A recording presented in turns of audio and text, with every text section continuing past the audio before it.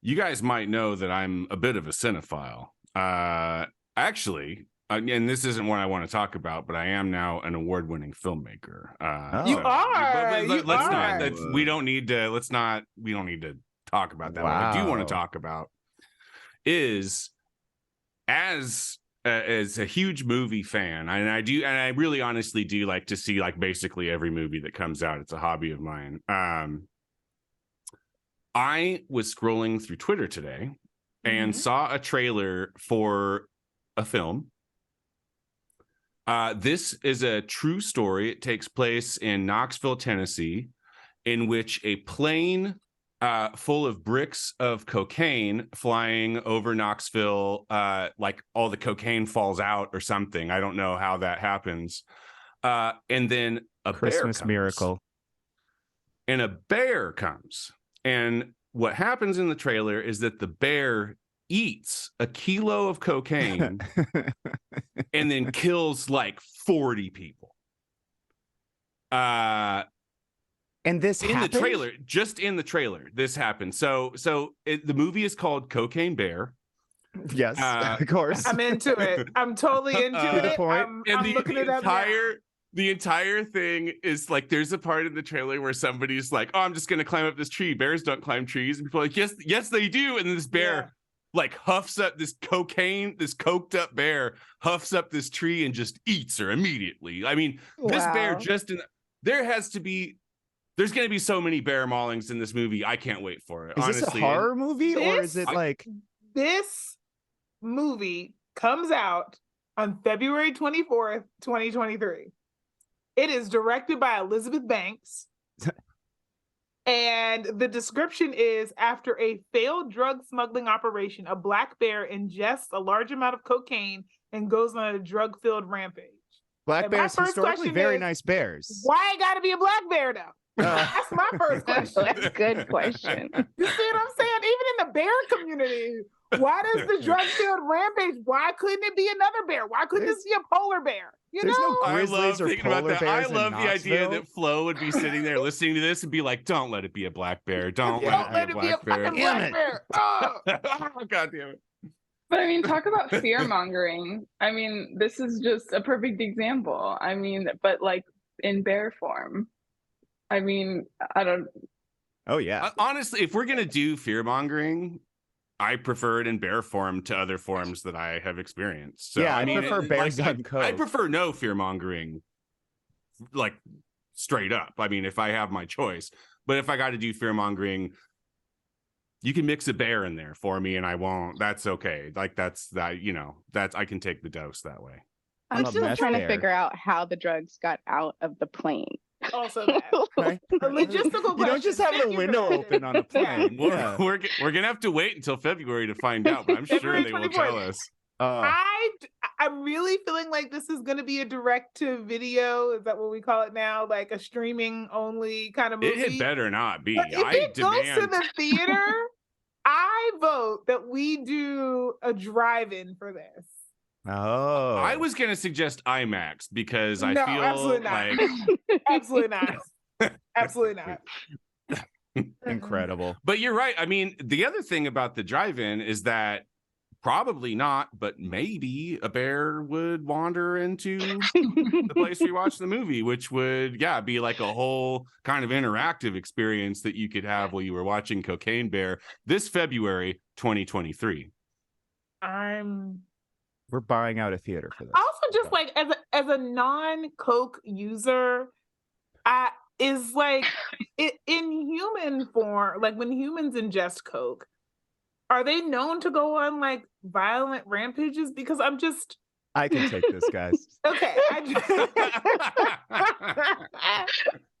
mean, we all speak to our expertise. I'm just trying to better understand what might be expected.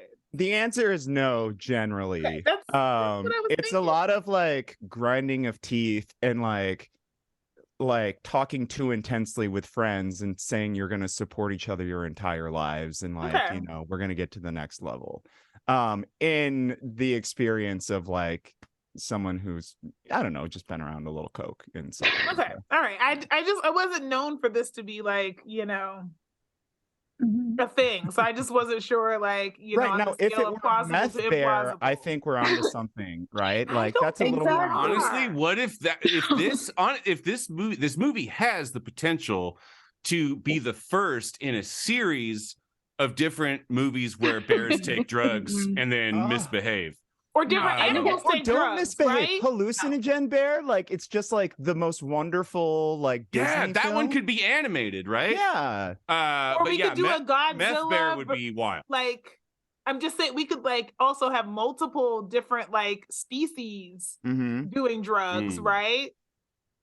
But I think that the potential of this film is just circling back to like my initial like, it is fear mongering, and it has the potential to like further the like, you know, war on drugs, which is still for sure going on, and like, you know, the criminalization of drug use. I mean, this bear just needs drug treatment, and like that's true. True. Nobody, totally maybe it's film. maybe it just didn't make it into the trailer, but nobody in the trailer offers the bear any drug treatment. The film ends with like the bear in like a little coffee clutch, like crying and sharing its story. Oh. All right. Well, we should start the show. We've got a lot to cover today. We do. But February 2023, we will be there. Yeah, hell yes, yeah. We will. Double feature with the Hunter Biden. I'm not going to be there. I'm sorry. I'm putting it on my calendar right now. We're not going to forget this. Incredible. Yeah, now if they dropped crack out of the plane, now I have some, and it's a black bear, and I got an attitude, okay? That'd be too realistic. That already happened. Especially dropping it out of a plane, like on these unsuspected black bears, who's just minding their black ass business. You know what I mean? Like, I got feelings about that. So, I mean, yeah, this is getting really close to being a nonfiction movie. I mean, it is a nonfiction. It is. It's based on a true story. It literally happened. Wait, it's based on a true story. That is shut up. No. It's bonkers. No, Have you ever? Yeah, it is. No, no. Oh my god. I don't believe you. It is. All right. Are we ready? Yes, Cocaine Bear is based on the true story of a bear who ate way too much cocaine. Yeah. The true story. Harrowing story of a bear who ate too much cocaine. CIA plant the cocaine? It's pegged as a horror comedy, which makes me absolutely committed to seeing this. Oh my god. The Cocaine Bear trailer is as insanely fun as it sounds. I'm all in. Let me tell you. Two hands, 2 feet. I'm all in. Skylar, we're going to see this. Absolutely. We're going. Well, speaking of horror comedies, Voices, the things they said. Voices, some from those dead. All the voices heard. Voices, things we say. Voices, they're in your head. All the voices heard. Oh, hello everyone. You have Kempa. And you have Skylar. And you have Flo. and Liz. And Tiffany. Hello everyone. We have two very special guests today. Super excited to have Liz and Tiffany. No Shannon today. Work is super intense over on her side of emergency homeless services, especially given the weather. So that makes sense. Take your time. Have some good rest, Shan. But we love today, you, Shannon. We are going to speak with Liz Blum and Tifanei Moyer. They are the founding members of Decarcerate Sacramento, and we are going to be discussing a very important topic in the proposed, new jail annex here in Sacramento County. It's going to be about $250 million. Before we start with all that, just want to say, folks, if you love our show, if you love the work we do, we love the work we do. Please show us that you love it back by becoming a patron. Patreon.com/VoicesRiverCity. As little as $5 a month. We have some special content out there. We do patron-only events on occasion. But really, at the end of the day, it's about supporting independent media and folks who are trying to make a difference. So please do support us. Maybe give us a little Christmas present by saying, hey, I will be a patron. Beyond that, let's just start it out. So we're going to talk about this jail annexation. But first, Tifanei, since we have you today, I've been seeing like friends all over the media. I was scrolling Twitter one day and I saw a quote from you on this like viral tweet. You do your work day to day as a civil rights attorney. And apparently one of your most recent cases is you have been fighting the city of San Francisco from having killer robots. Yeah, that's mostly right. Okay. One correction is just that it's not a case. Okay. It's actually a new law, AB 481, which I actually am not sure if you guys have covered before, around law enforcement agencies needing to report the types of military weapons that they use to a governing body. So be it the city council or the board of supervisors. And so San Francisco, trying to comply with this law, saying that they need to demonstrate or ask for permission to use certain weapons, revealed that they have robots with the capacity to be armed to kill and to, set explosives off. Now, I believe as we record just this week, there are going to be 4 SFPD officers going to court for various different misconduct. And there's something that makes me wonder if we should trust cops as judge, jury, and executioner in situations like that. Well, in my opinion, absolutely. They have such a good track record. Yeah. I say I just want to point out the fact that like the robots will not misbehave. The robots will not deviate from their given duty. So that is fear for their lives. That is a plus, and that's a mark in the plus category for killer robots in San Francisco. I think they won't mistake a cell phone for a gun. They won't. Right. They don't have lives to protect. Like although we've definitely seen robots going full racist and like AI and stuff too. Oh, absolutely, absolutely.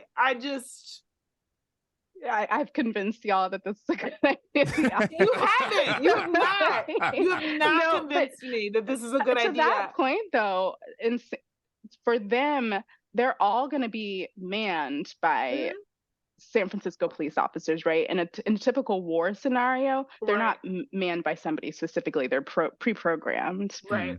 So the same problematic officers and problematic policies will be running the show.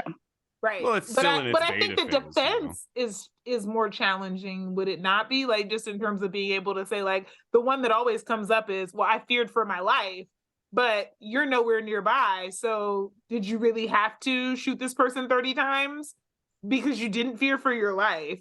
And it's a machine, so you can get close enough to be able to be like, oh, that's a cell phone, right? Like, I'm just thinking, like, it would, to me, doesn't sound good to me. It would be, no, it doesn't sound good to me at all. But I'm just saying it would be harder to defend your terrible behavior after the fact using the typical defenses if those go out the window because you're not in a position where any of that matters, right? Because a lot of people stand by the like, well, being a cop is a hard job. And I'm like, okay, well, like you're not in, and they deserve to go home to their families too. And I'm not like disagreeing with that last part, but I'm just saying like this now takes that out of the equation. So why were you being awful anyway? I mean, I still think it's a bad idea. I'm not defending it. I'm just saying like there could potentially be an upside to showing that like you're pretty awful no matter what, and that this just shows that you were lying before, which many of us know, but now we'd have like evidence to be able to say like you're just a liar. They will be drunk with impotent power with this. This sounds horrible. Yeah, it shows that the purpose of policing is like law is not possible without the power of control, and they're outsourcing their violence to robots. And if violence, obviously it also, I mean, shows so many things that we're valuing like the property of a robot versus the life. Like the robot shouldn't, Absolutely. if they are going to do this, why would it have the power to kill someone? Because the robots can't die. Like, Right. Well, I right. think that's that, absolutely, yeah. Oh, go ahead, Tiffany. Yeah. Well, I was going to say that's absolutely right. And I think it's also demonstrates that to law enforcement, this is all a game, right? This is like virtual. Let me build a robot. And Yes. see, because there's no justifiable situation except for one that's fantastical. Yeah, I mean it's reminiscent of the US droning folks kind of all over the Middle East. It removes you from the humanity of the people you're killing. Exactly. Unlike that, though, unlike the drones, the robots. Now, here's a question I had: is there anything to stop a civilian from building a robot and assuming that the civilian has a license to carry a firearm or to operate a firearm? Is there anything stopping that civilian from mounting it onto the robot and operating it from the robot? Is this it is a funny idea, but I'm sort of being serious. Like, where, like, is this something that only the police can do, or can a smart person make their own robot and put a gun on it? And like, does your license to operate a firearm like allow you to put a gun on a robot and then drive it around or you hack the cop's robot and turn it or around? You hack the right. For two, I think listen, we've got a movie idea here. I call it Cocaine Robot. Cocaine robot with a gun. This is me backing out of that conversation. Cocaine killbot. So two, I just want, because the article that we read to prep for this has this line that I think is incredible and amazing, where they talk to the San Francisco PD spokesperson, Allison Maxey, who kind of has this like tone where she's like, calm down. We're not going to put guns on the robots. Like, everybody mellow out. We're not putting guns on them. We are going to equip them with explosives and then drive them up next to you and blow them up. Which is like, what? Oh, okay, then. That's not really that's not calming me down that much, for one. Keep calm and carry on, man. Blowing someone up. Yeah. And then in this article that we read, if you scroll down 4 inches, there's a picture of one of these robots with a gun on it. Incredible, amazing quote, amazing article. This is amazing concept. This is end stage capitalism, right? In like really the cultural hotbed of American capitalism today in 2022. It feels like this is the logical next step of the police, especially in a tech savvy city like that, using this technology to protect folks with capital. And how much does it say how much it costs? Like, how much does that cost? This is a machine gun, y'all. Like, a machine gun is mounted to the one that's in the article. Yeah. I don't believe it is. I mean, honestly, like, I am like kind of making jokes about it, but it is, the idea of this is absolutely terrifying. It's horrifying. Especially like if you have, like, I'm thinking of, situations in which people may like in a First Amendment situation in which people may be interacting with police officers. The idea that they would be interacting with robots that can hurt or kill them is some dystopian shit that I can't process. That is a horrifying thing to think about. And I'm glad that that San Francisco got famous for doing this. I hope that the backlash does something, I guess. I don't know. I'm worried for that city. Let's, before we hop to that, like, Tiffany, do you have any like last thoughts on this how terrible of an idea it is? Yeah. I mean, I think it says something that it was approved 8-3. I also think, looking to the future, as we're anticipating food shortages and water shortages in response to global warming and other man-made issues, I really do think that we're going to be seeing robots like this or other uses of law enforcement in really horrific ways. And so it is terrifying, you know, as much as we can joke about this very dystopian reality that we're in. It's on something to pay attention to. borders, like, yeah.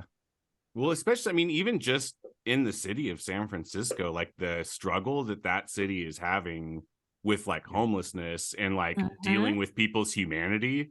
Dude, if you throw robots with guns on them into that mix, I don't know. I don't even know what to say about that. That's awful to think about. Horrible. Okay, well, on that lovely note, let's talk about something a little more local to the Sacramento region. The reason we have Liz and Tifanei on today, tell us, one of you, if or you know, tag team, you know, what is going on with this jail annex? Isn't this something we defeated before? Tell us what it is first, and then why it is where it is today. Well, I'm like, at least we don't have a robot cop yet. Yeah. No, I'm just kidding. But yeah, Tifanei, do you want to? No, me? Okay. Yes, thank you for mentioning that. You know, this may feel like amnesia, because it is. The Board of Supervisors has a long history of not, you know, really making decisions final when they make decisions. So this, yeah, we're gonna need to, I think, talk about the Mays consent decree, which is a class action lawsuit settlement, which really led to the county thinking that it was a good idea to build a jail annex. So it would be an extension of the current main jail, right behind it on the parking lot, the same block. And the county is in voted downtown Sacramento on I Street. Yep. Yeah, downtown Sacramento. And so the county voted on March 10th, 2021, to stop moving in this direction, to actually prioritize jail population reduction. So reducing the number of people who end up in our jails, and they prioritize like meeting the lawsuit in a different way. And really what county leadership has done since then is try to just go back to justifying, like, they really want to build this building. And so that's really all that they've done. They haven't really focused on anything else. And so that's what brings us to where we are now. So what is this annex? What is it? Yeah. No, it is a 3-story, would be, well, and to be honest, like they're gonna come with potentially new information on December 7th. But what historically they've been proposing is a 3-story correctional, health, and mental health services facility, in air quotes. Yes. Because where they say that they're going to be able to improve jail conditions. They say that it's needed to basically like meet the basic human rights that are required by like very, very basic human rights that are required by this lawsuit. And the fact is that it won't, because the lawsuit actually addresses jail staff behaviors, which largely haven't changed since 2016, when the county was first being investigated for their human rights abuses. And so what is this lawsuit that we're talking about? So this lawsuit is Mays versus Sacramento County, and it came out of a 2015 investigation where Disability Rights California used their authority. They have a legal authority to go into facilities where people with disabilities live and look at how people are being treated. And they did this years-long investigation and found out that people are experiencing incredible harms, incredible abuses, things that frankly are unimaginable until you see them. And that resulted in a lawsuit that was eventually filed. What year was it filed? 2018 and in 2020.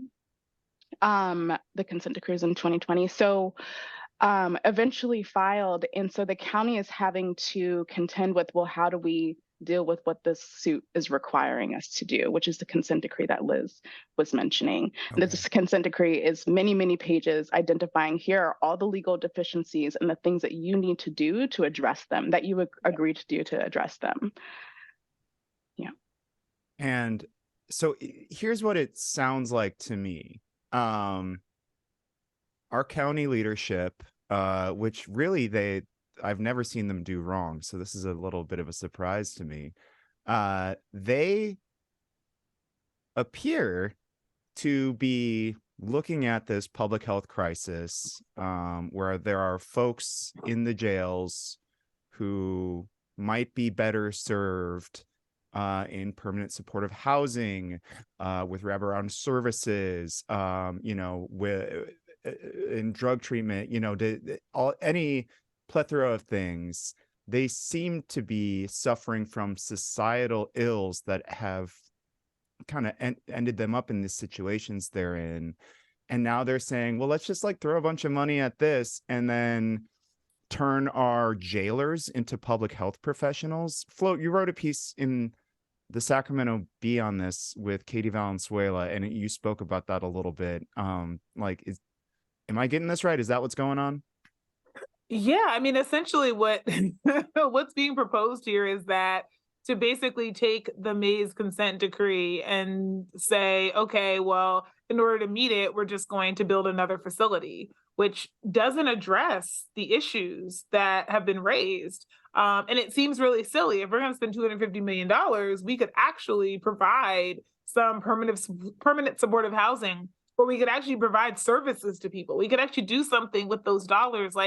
We could spend the exact same amount of money and decide to help people or to hurt people and be in no better a situation. And one could argue pretty, compellingly in a much worse situation in the end. And so that's really what we're up against right now is do we want to make things worse, or do we want to at least try to make them better?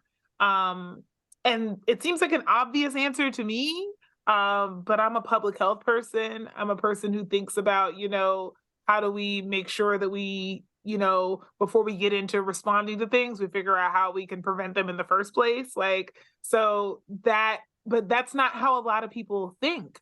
And so after this piece came out, in the Bee, there was some chatter, I think, mostly from kind of the folks who don't like Katie Valenzuela on Twitter, just sort of saying well, here's the problem is that, you're just going to kind of let people run wild. And if you don't do crimes, you won't end up in jail, and all of the kind of typical talking points. And I think a lot of it comes from the fact that people's imaginations have been stolen. And so they can't imagine that there's any way. They've been sold the lie for so long that none of this is preventable, that they don't even imagine that it is. So they're just what can you do after the fact to round up people and warehouse them? What can you do after the fact to throw the law at people, but not, could we maybe not have any of these challenges in the first place? Yeah, one of the things that really always stands out to me when these conversations happen and those folks start piping up about the only realistic solution is to just incarcerate the shit out of everybody. And they, it's always annoying because it's so condescending, right? Oh yeah, you got your little pie in the sky hippie ideals, but let's get real. The only way to do this is to come down on people with the full force of the law and warehouse them, right? And it's always one of those things for me, and I've talked about this in different areas on the show, but it's man, your opinion of where you live and the society you live in has to be so low for you to have this mindset. Like, I can't imagine, and I'm going to botch the statistic because I didn't look it up and I'm just going to wing it. But the US has like 2% of the world's population and like 25% of its incarcerated people. Am I like even close to the mark? Does anybody actually know that information? Liz, you're laughing. You look like you know. I don't. Yeah. So it's like it doesn't matter. It's 5% and 25%. Yeah. Okay, but either way, it's like it is grossly disproportionate. And I can't imagine knowing that and having that information, and we are the only country in the world who is like this, then to look at a situation like the one we're in and be like, the problem is that not enough people are incarcerated. Yeah. And that mindset is like super depressing. It's super cynical, and it also just like expresses this like this innate loathing for the people around you and and like the society you live in. Like, why would that be your approach? I don't know. Sorry, that's a long rant, I guess. Liz, I think this speaks to a lot of your research, right? Mm-hmm. Well, I see that. Yeah. I'll throw some data. Well, I really appreciate this because I think like I'm in a lot of spaces like neighborhood associations and things like that where people have these ideas, and I do think it is lack of education, lack of personal experience of like ever having a loved one incarcerated. It's also the dehumanizing rhetoric that we see constantly in the media of like quote unquote criminals, and just dehumanizing people who may or may not have been like made a bad mistake or like been accused of a crime. But I think it's important to talk about like here locally, like who is in our jails and what the statistics say. And so I would love to throw some data out at you all. Yes, please. So 83% of our jails are pre-trial. So that means that these are people who like, let's say, you get arrested and you are not, you can't afford bail or you're not given bail. And the way our courts are right now in Sac County is you might not get a hearing for 1, 2, 3, 4, 5 years. I don't know how that like is even legal under habeas corpus. That is... It's not actually. Like yeah. So Sacramento County's bail system actually was found unconstitutional, and it's currently being litigated in the courts. So that's a whole nother story for another time. That's another episode. But like the bottom line is when you think about 83% of folks, and like I was just visiting a friend the other day who was just like someone accused her of a crime. And she's in the main jail right now. She's been there for 3 years pre-trial. She maintains her innocence. She's accused of a violent felony, and just based on what one person said, who like there's no other evidence. Her family came up with it. Anyways, I could tell you so many stories like her story of just like people who are accused of something, and the bottom line is like we have a constitutional right to be presumed innocent until proven guilty, and that's just straight up not happening. So that's 83% of the jail population. And Liz, can I just jump in? Because like I just want to reiterate this point about like the decision. We just had this whole conversation about police and, deciding to use these unmanned, robots or manned robots from afar to be able to make decisions. But like the decision whether or not to arrest someone is entirely up to an individual officer. And so when we start talking about like what even is a crime, even before we get to like why do we consider certain things a crime, it's also like arrests don't even necessarily correlate directly with did you commit a crime. It's does someone think you need to be detained right now and charged with something, and then we're going to figure out if you actually did that later. And I bring that up because I and several other people who've been on this show like were threatened with arrest. Several were actually arrested for buying a ticket to a lunch and standing silently with a sign, right? Like the idea that I'm still trying to figure out what the crime is, because We are a paying member of the establishment. We are not disturbing the peace. Like, I don't know what the crime is there, right? But threatened with arrest. And so I bring that up to say that, like, if we're thinking about people who are pre-trial, have not been seen, but all we have to go by is the mood of the officer and the judgment of whatever officer happened to encounter that person that day. That's it. Yeah. Yeah, I cops think are something not judges or juries. Sorry, go ahead. cops are not judges or juries, and judges and juries also are not impartial. Mm-hmm. And that's what actually I was about to say, which is our court system is incentivized to keep the system going in the way that it currently is. When we're looking at how many people are held in pretrial without an actual trial, how many people will plead guilty knowing that they're not, because they just need to get home and try to keep their job, try to feed their children. You're encouraged to plead guilty. You are encouraged to take whatever they give you, even by a public defender sometimes. Mm-hmm. And many times by your public defender, because they're also human and they don't want you to suffer either. And here's what the deal they can get you.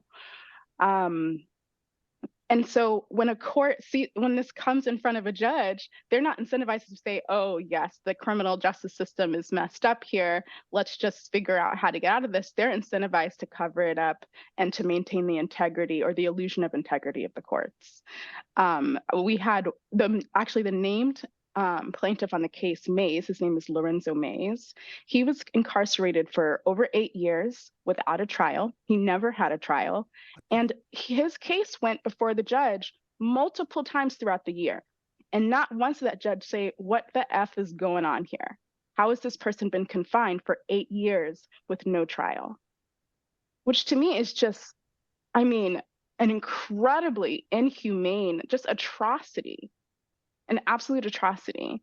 And by the way, this was criminal. Like one of my favorite people that I've ever met in my life. He was just a gentle human being who was just subjected to incredible violence. Because not just being inside of a cell is horrible, but specifically in Sacramento County Jail has been identified as having the worst solitary confinement conditions in the entire United States.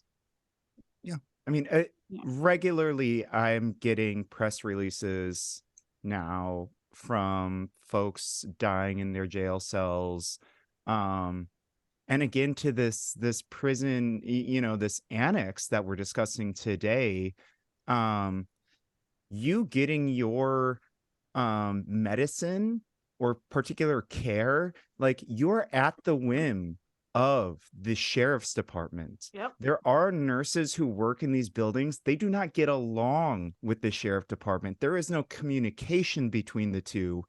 Things fall between the cracks all the time and people fucking die. And again, like to what Liz is saying, like most of the people in there haven't even been convicted of a crime. Like a vast majority of the people. Yeah. Vast majority of the people. Yes. Yes. Liz, did you have more numbers? Yeah, actually I wanted to just deepen what you're saying about so the lawsuit does require, the lawsuit is trying to say, the lawsuit is first of all saying you need to reduce the jail population urgently, and the county has been failing terribly at doing that, and not because they don't have the answers. There's very obvious things that they could be investing in, programs they could be expanding, that they have just not done. And so, when we talk about, so it's reducing the jail population will allow, in theory, medical and mental health staff, reducing the jail population is the piece of the puzzle to make jail conditions slightly better, and hopefully less people will die. Ultimately, that jail needs to be closed down. But the solution is not to build a jail annex. The solution is to reduce the jail population. They're saying that there's two major things that they're saying why they need to build the annex. One, ADA accessibility, which we'll talk about in a second, and medical privacy. They're saying there's no way that they can have confidential conversations, that medical staff and mental health staff can have confidential conversations with patients in that facility. And I think just like circling back to like, this is a building run by the sheriff's department is like really the key here. But I wanted to just highlight one thing from, actually this is like from one of the lawsuit documents, if that's okay. Because I think it's a perfect example of like why a new building won't change anything. And so it's about, so this it's written by this like court appointed expert on suicide prevention. And he says, although custody leadership informed him that the practice was to keep the door closed at all times when conversations are happening, with the deputy providing visual observation through the door's window, other custody leadership informed the mental health expert that the practice was for the door to remain open. And so maybe if they close the door, the conversation would be confidential. And so, right. Yeah, I bring up these like these examples because like, this is the shit we're dealing with. It's like, this is the shit that the board just refuses to like understand, that this kind of information is never presented to the county supervisors. It's like us bringing it to them. But this is why a new building like will not change anything. Mm-hmm. And by the way, this building was constructed in 1989. And the first lawsuit against the facility, I think, was 1991 or 1992 for the very same reasons that are presented in this lawsuit. And so we could build a new facility next year and the same cultural violent practices would occur again. Like this building, for so many reasons, but we even see historically, will not be effective. Yeah, I mean, it really comes down to, this is the sheriff's department and the sheriff's department culture, and there is something truly just unsettling and vile there. And again, for me, it's just, it really hits me when I think about them heading up anything regarding healthcare, mental health, or public health within these facilities, because I worked with them during the COVID era in the sheriff's department, and they are horrible. You mean Full we were deniers? I think we were one of the 2 places where we refused to share our COVID numbers with the state, like as just part of like tracking. I was just like, what are you doing? And then to add insult to injury, they got all the CARES Act money. And I was just like, so the only money being spent is on the sheriff, and the sheriff won't even share basic COVID numbers. Yikes. Yeah. Flo, real quick, I have a question for you, and I'm kind of putting you on the spot here. I know you don't have this worked out necessarily, but just like a lot of folks have, like,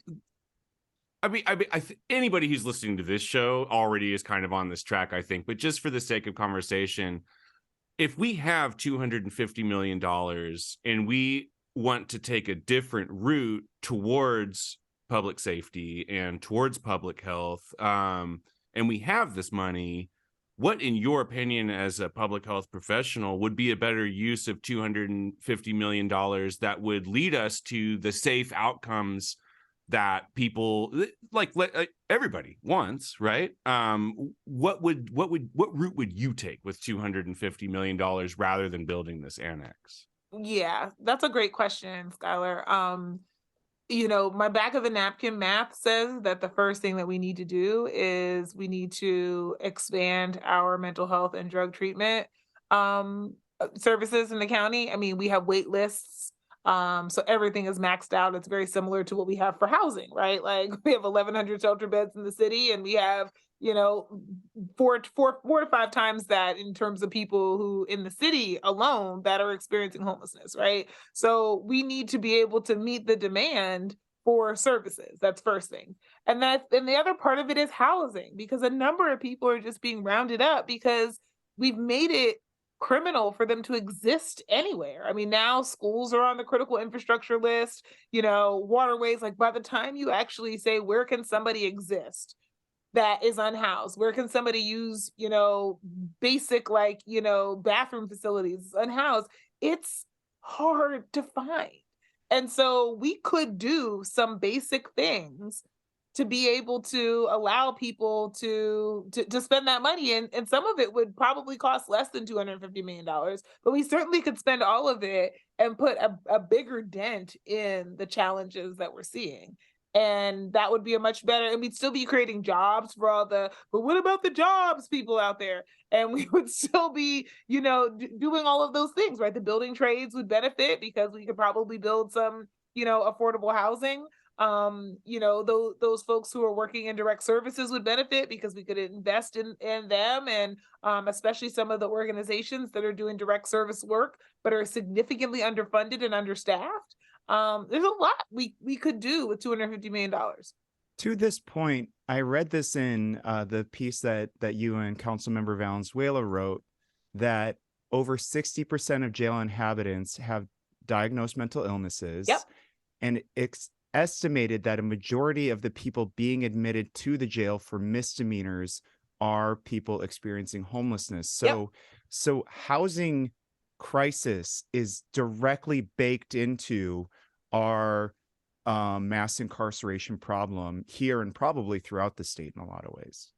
If we stopped incarcerating people for issues related to their mental health and issues related to houselessness, we would have a very hard time justifying having a jail at all. That's how many people would immediately be out of the facility. Yep.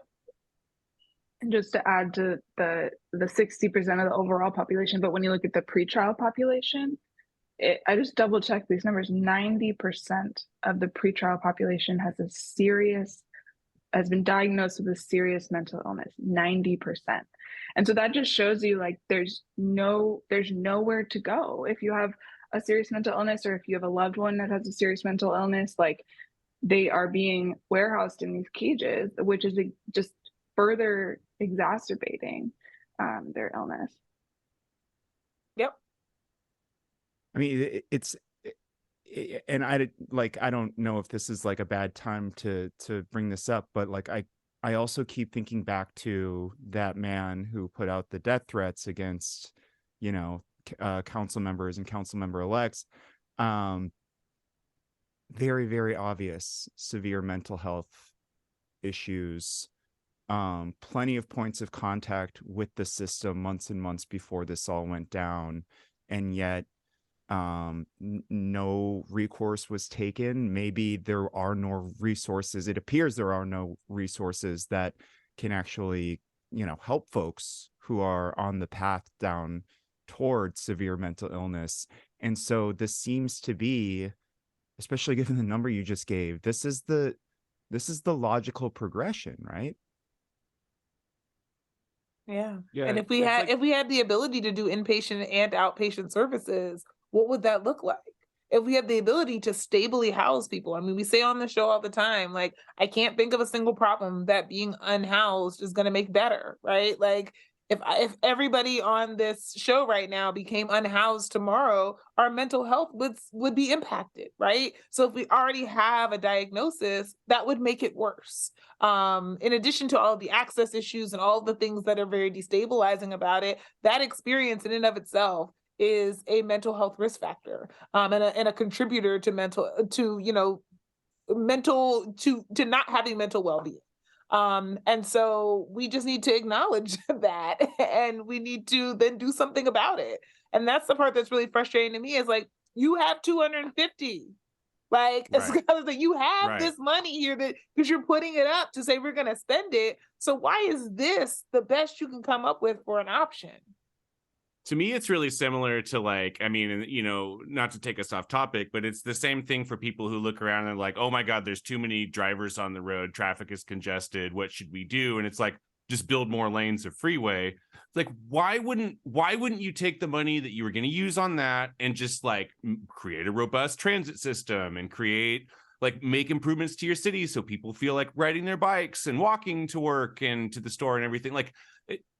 Like just continuously building a wider and wider and wider freeway is obviously an unsustainable way to address the issue. And the exact same thing is true for the exact same reason with the jail expansion. It's just like, So what? Like, so we're just going to do this, and then what? Like in 20 years, are we going to do another expansion? Are we going to throw another few things up top?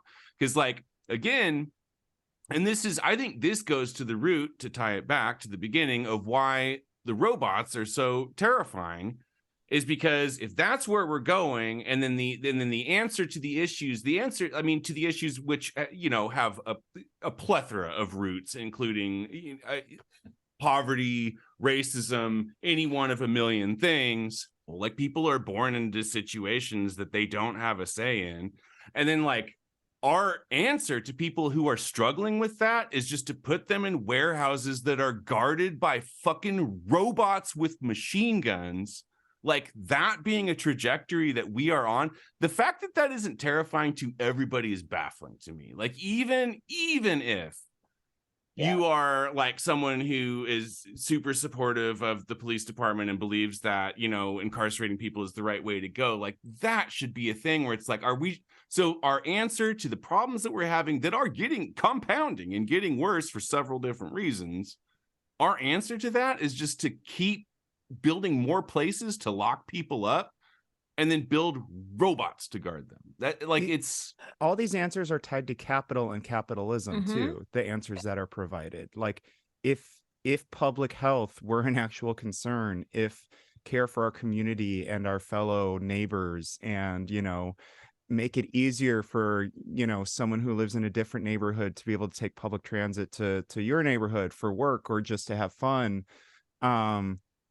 it would be just a totally different societal structure. Absolutely. And I think one of the things that's really important, Skylar, to your point about like, this seems like a terrible idea. It's like, yes, it does seem like a terrible idea. I think the other thing that really frustrates me is that people are like, okay, well, let's do something for 3 months. And then we're like, see, it didn't work. The problems of the world weren't changed. And I was like, you've had 7 decades to create this problem, and I get 7 minutes to fix it. I get 1 shot. Like, I literally do not understand the logic behind this unless you're just like, we are committed to operating these systems exactly as is. Because if you think about, like, nobody else gets to fail as spectacularly as our criminal legal system and just continue to get money poured into it without really having the people in charge of those budgets question if this is necessary. Good money after bad. Like nobody else. If you went to social services and said, this is your track record, can we get nobody would give you money. And here, public health has doubled the life expectancy in the last 100 years, saves people from themselves on a regular basis, and has to fight for money. But they get to show up and do no real discernible net good over what could possibly be done without the harms they cause. And we're like, you want a budget increase? Sure. You want the COVID money? Absolutely. You want we're just writing a blank check, and the only answer I can come up with is because they have the gun. And so we just feel like we're hostages. We got to give the people with the guns our money. Other than that, it doesn't make any sense because they don't have a winning record.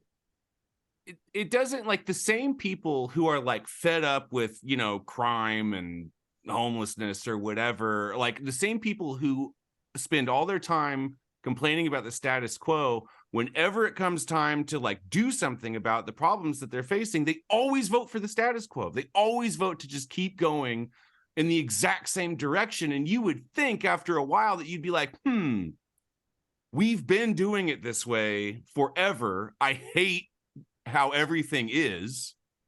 Maybe we change the way that we do things a little bit. And it's a tall order. You are asking people to reimagine the way that they think about society, but it has to happen, right? Because this just continuing to build larger jails is obviously not sustainable. It just obviously is not a sustainable way to go. We have to take a different route.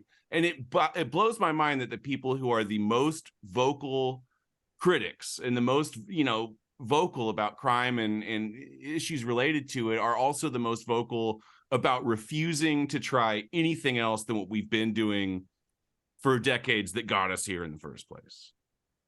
Can I ask Liz and Tiffany, eventually we're gonna have to get to the call to action here, but what what has been the public discourse? I know you've both been central to this fight, and you've probably been talking to other community leaders. What has the discourse been around this, and is there openness to another course? Mm-hmm. Yeah, the public discourse, I mean, it really depends on who your friends are. But you know, unfortunately, it's really coming down to some of the deemed progressive members of the board are saying, well, we just want to meet the consent decree, and the county leadership are doing their best to convince them this is the only way. Again, it's not. Supervisor Natoli is staunchly against it. Unfortunately, he's retiring at the end of the year. John Natoli of District 5, yeah. Yeah. Tifanei, did you have? Yeah, you know, mostly, you know, when we start to talk about the actualities of the jail, people are shocked, right? When we start to break down the numbers, when we start to share the stories, people are shocked. What's actually going on in the jail, what actually is propelling it, I think is really shocking to people. A lot of people, because of all the other shit we have to deal in our lives, right? We want to see things as simplistic. We want to say there's crime, there's, you know, issues around mental health, and I want to be able to trust my government is taking care of it because I've got these kids to take care of, or, you know, I got this demanding job that I've got to do. When reality is that the government is also failing to look at the realities, the nuances and the complexities of our existence, and refusing to engage with them in a way where we get to really identify and implement in a sustainable way the solutions. And so that means that it's up to us to do that.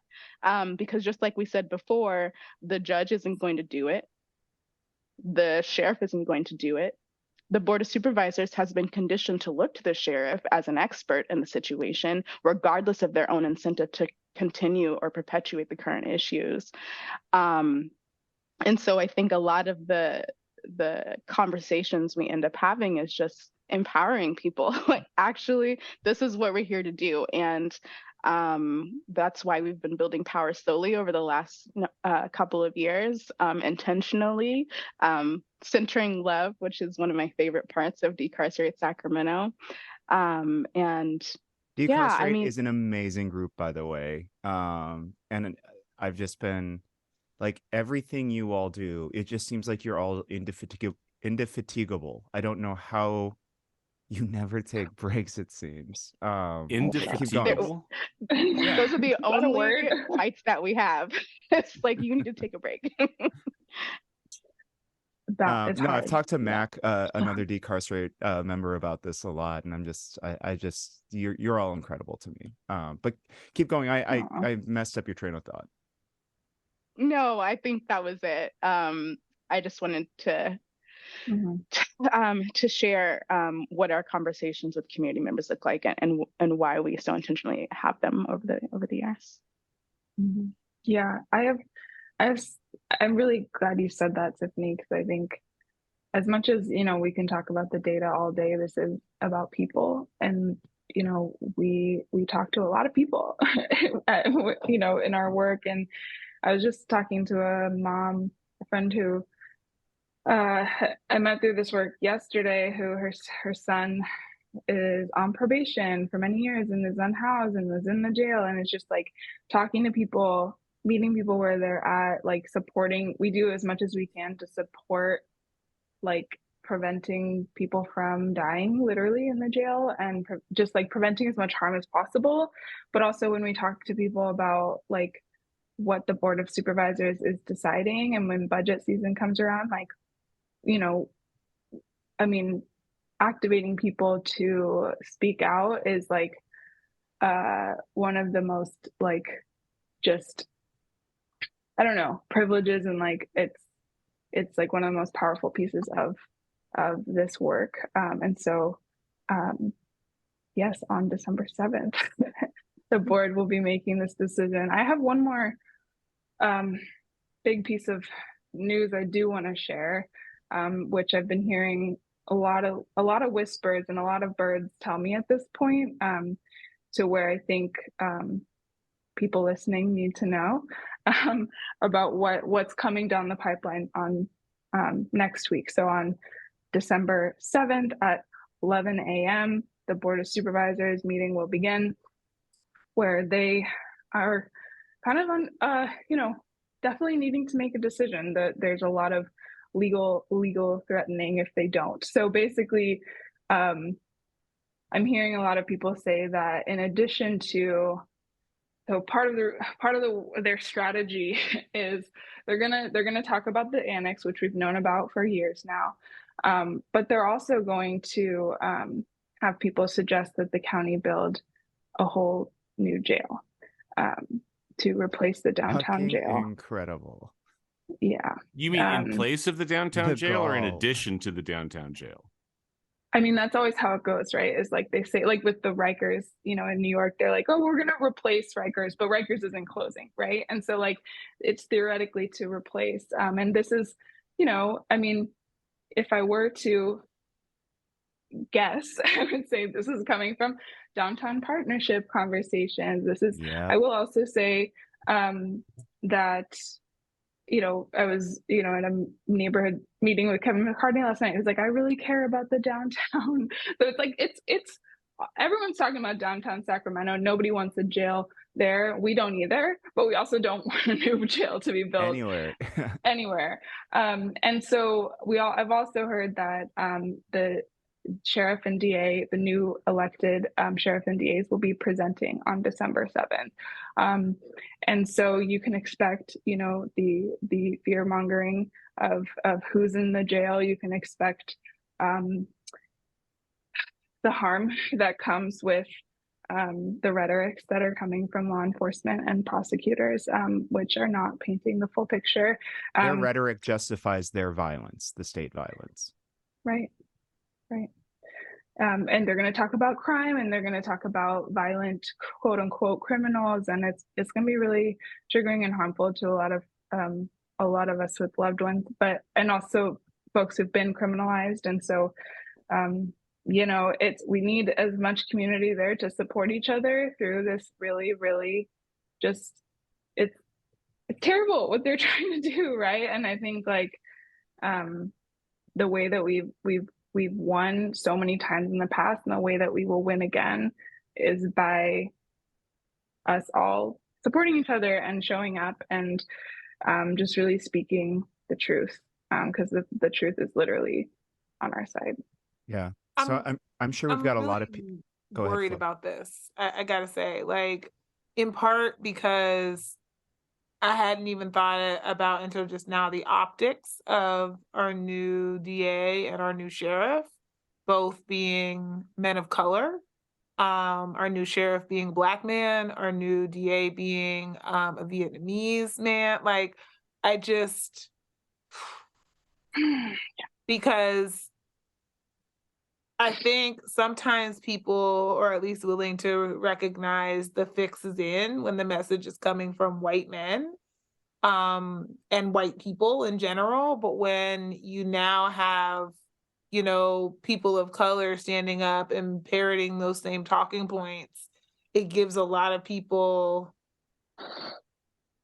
I think, cover to be able to say that they're following the leadership of community, when that they're not really representing the communities that are most impacted in their talking points. And it's just, it's the Clarence Thomas effect. Yes, it's a very sobering thought, because I had not updated in my mind who was going to be doing the presentation, and now I'm like, oh, that. Yeah. It's kind of the logical conclusion of like the neoliberal brand of capitalism that, like, obviously representation matters. It fucking matters a lot. But it's not everything. And horrible policy can still come from folks of any background. Yeah. One of the things that, I mean, I just, it's like we forget. And actually, I think Sheriff Cooper is actually going to be sworn in December 6th. And then there's also a Truth Act Jim forum. Cooper. Jim Cooper, yeah. Who's a former assembly member, I believe, of California. Yeah. Mm-hmm. Everyone's like, yeah, he's not a state anymore. It's like, well, we've got him now. Yep. But yeah, I heard from McCarty last night that, he's like, oh, I've heard like Cooper has really great plans. And I brought up that another really scary fact, 55% of people booked in the jail are released within 3 days, and they're released with nothing. We know like this is a revolving door of harm and violence. And when I brought that up, the state legislature was like, oh yeah, well, I think that the new sheriff and the new DA have some ideas for that kind of. And it was just like, what? Like, this needs to be like a public health professional supporting someone, helping someone when they're at the worst place in their life, right? Like, and they're currently being released like without shoes, without like anything. At 4 a.m. on a weekday, no money, no phone, like nothing. Like, here you go. And what do you think is the natural progression from there? Yeah. Okay, so can we do a call to action? Yes, please. Folks are listening and watching, and they're mad, and they want to help you. They want to be a part of this. What can they do? Yes. Tifanei? Well, on December, it is December. What? I know. Okay, but yes, on December 7th at 11 a.m. That's the new time, right, Liz? At 11 a.m. switched it up on us. They did, but we are still mobilizing. 11 a.m. There's going to be multiple presentations by the county, from yours truly and Liz, and a number of questions, I'm assuming, from the Board of Supervisors, and then public comment. And we need people to show up and show out for those public comments. If you can't make it in the way that I imagine they will anticipate, because it's in the middle of the workday, for a lot of people, please write in. We also have, I believe, a letter that's circulating that we would love people to take a look at and sign on to, and also just be in touch. There's many different ways to plug into the efforts right now, even ahead of December 7th, including doing work in our Inside Outside program, which is communicating with people who are directly inside. Yes. And I will just name yes, everything that Tifanei just said. And also we have a really handy toolkit, which is I'm going to say a tiny URL, tinyurl.com, and caps don't matter. So any case, DS Stop the Dark Tower. So if you go there, you'll find a link to our petition, which has over 1,100 signatures so far. And we'd also love if you're part of an organization to sign on. Could you repeat that URL one more time? Yes. tinyurl.com/DS Stop the Dark Tower. And you can also, you'll find lots of really helpful things on that toolkit, including a way to get on our email list, where we'll send updates, because the board likes to switch up the times. They like to make it really difficult, but we're going to be there no matter what, because we are unstoppable. Love it. Is there anything anyone else wants to add before we wrap this up? All right, guess we nailed it. Nailed it. Speaking of being unstoppable, I've heard that there is a resource available to folks that it provides news updates, opinions, every now and then a perfect take. I would venture. I'm gonna just throw that in there. if I'm not already plugged into this unstoppable Sacramento juggernaut, where can I jump on, and how is the best way for me to do it? You know, Skylar, I'm glad you asked me this, because I think I have an answer to this. Folks, you've been looking around for that unstoppable force that can break into the immovable object that is your American brain. And I found that unstoppable force. And it's called Voices River City, the podcast.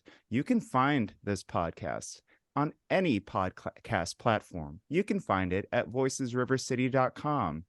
Oh my God, we've got like 250 of these episodes.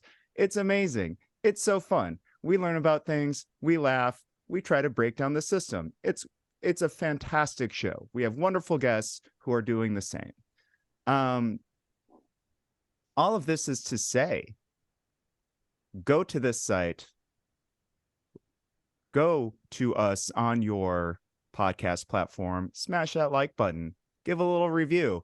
It helps people find us. We're up to like 85,000 views and listens. It's very nice. It's cool that like people are responding to the work that we're doing.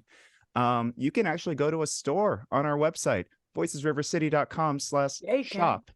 You'll get like a little White Claw koozie, which isn't as funny 2 years in, but it's still pretty funny. We got coffee mugs, we got t-shirts, we got all the things.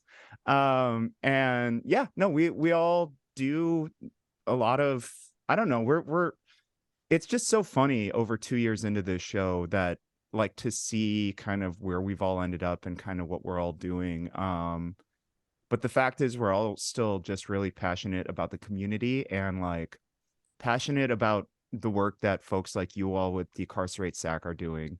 So folks, please tune in with us as well. We're on all the socials, Voices River City, Google it, you'll figure it out.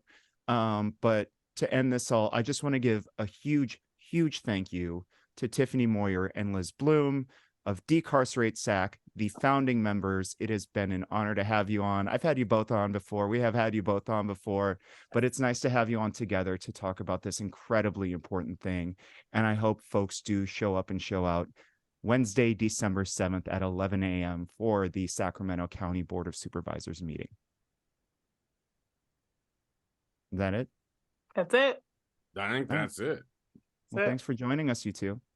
Wait, are we doing Mastodon handles now, or how are we signing off with that? Like, you can I can't find even us on remember my Mastodon. Mastodon handle. I signed up for Mastodon and I did it wrong. So my like username is like SkylarHenry climatejustice.mastodon or something, and I can't figure out how to change it. And I was on Mastodon for about 15 seconds and was like, nah. Yeah, you're gonna have to change servers to change that part of it. I am not with you all. I have decided to take my cues from Hollywood and do a reboot. So you can find me on Black Planet circa 2001. Yes. I appreciate I'll see you all there. Yeah, I don't know where to go. Twitter was my thing. I'm fully Twitter brained, and I don't know how to. I feel like it's not gonna go. I feel like it's not gonna die. I don't think the sky is falling with Twitter as much as people think it is. Maybe not. Can't bring back AOL Instant Messenger in the chat rooms. No, we can't bring back AOL Instant Messenger. I'm kind of nostalgic for it. AIM. JAUNECG. I've been writing letters. If someone wants to write me a letter, I was at Temperature 1602 on AOL Instant Messenger. See, I love it. Mine was sexy and malicious. I was like 12. Yes, you were. Oh my God. All right. Well, find us on all those platforms, folks. And again, thanks for joining us. Have a good week. Stay safe.